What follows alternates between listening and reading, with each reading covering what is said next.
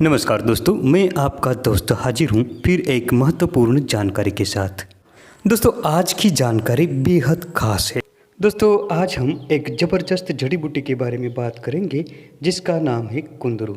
दोस्तों अगर आपको हमारी वीडियो पसंद आती है तो चैनल को अभी सब्सक्राइब करें, बेल आइकन दबाएं और ऑल नोटिफिकेशन पर क्लिक करें जिससे हमारी हर नई वीडियो की जानकारी आप तक पहुंचती रहे।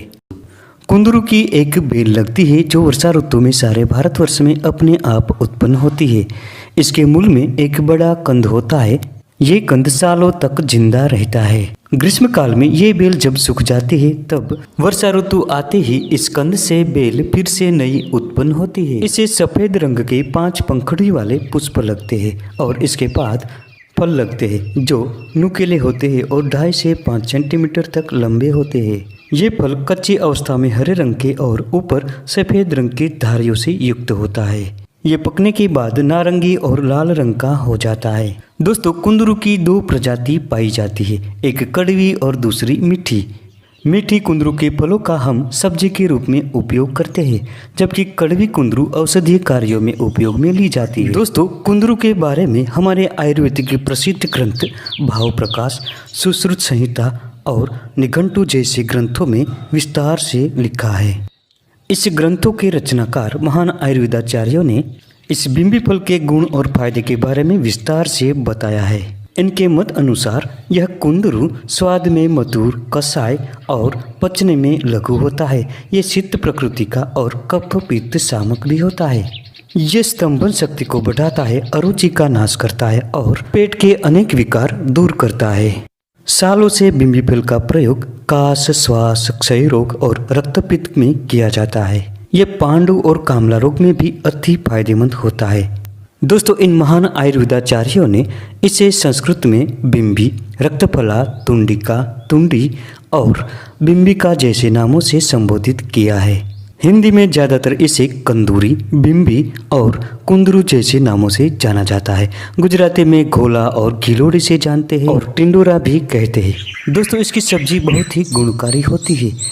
इसकी सब्जी खाने से कफ और पित्त का शमन होता है। इसका साग पचने में हल्का और शीतल होता है।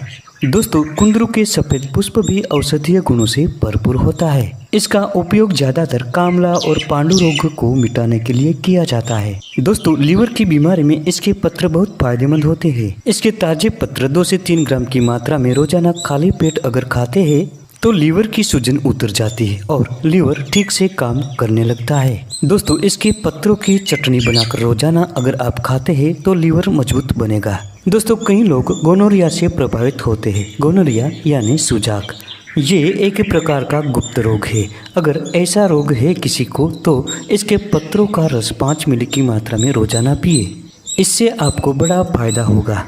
दोस्तों ये वनस्पति इतनी चमत्कारिक होती है कि अगर इसके मूल को लेकर इसका लेप बनाते हैं और माथे पर लगाते हैं तो सिर दर्द खत्म होता है। अगर किसी भी प्रकार का कानों में दर्द हो तो इसके पत्तों का ताज़ा रस निकालें और सरसों के तेल के साथ संभाग मिलाकर 1 से 2 बूंदे कान में डालें। इस प्रयोग से कान में होने वाला दर्द तुरंत खत्म होता है। अगर मुंह या जीभ में छाले पड़ गए हो तो इसके फलों को चूसने मात्र से ही जीभ ठीक हो जाती है और व्रण हो गया हो तो व्रण भी भर जाते हैं। दोस्तों अगर श्वास नलिका में सूजन आ गई हो तो इसके कांड और पत्तों को पीसकर क्वाथ बनाएं और इसका रोजाना सेवन करें। इससे कुछ ही दिनों में श्वास नली की सूजन उतर जाती है। दोस्तों कुंदरू मधुमेह के मरीजों के लिए भी फायदेमंद होता है। अगर आप मधुमेह से पीड़ित हैं तो इसके मूल का रस निकालें और 10 ग्राम की मात्रा में रोजाना सेवन करने से मधुमेह कंट्रोल में होता है। दोस्तों ये त्वचा रोगों में भी अधिक फायदेमंद साबित होता है। इसके लिए इसके ताजे पत्तों का रस निकालकर त्वचा रोगों पर लेप करें। इससे कंडू, पामा और खुजली जैसे विकार नष्ट होते हैं। इसके अलावा इसके पत्तों का रस निकालकर घी के साथ मिलाकर घाव पर लगाते हैं तो घाव भी शीघ्र भरने लगते हैं। दोस्तों ज्वर मिटाने में इसके सारे पंचांग को पीसकर इसका रस सारे शरीर पर लगाने से ज्वर खत्म होता है। तो दोस्तों ये थी आज की महत्वपूर्ण जानकारी। वीडियो पसंद आने पर लाइक करें, शेयर करें और चैनल को सब्सक्राइब जरूर करें। मिलते हैं अगली वीडियो में फिर एक नई जानकारी के साथ।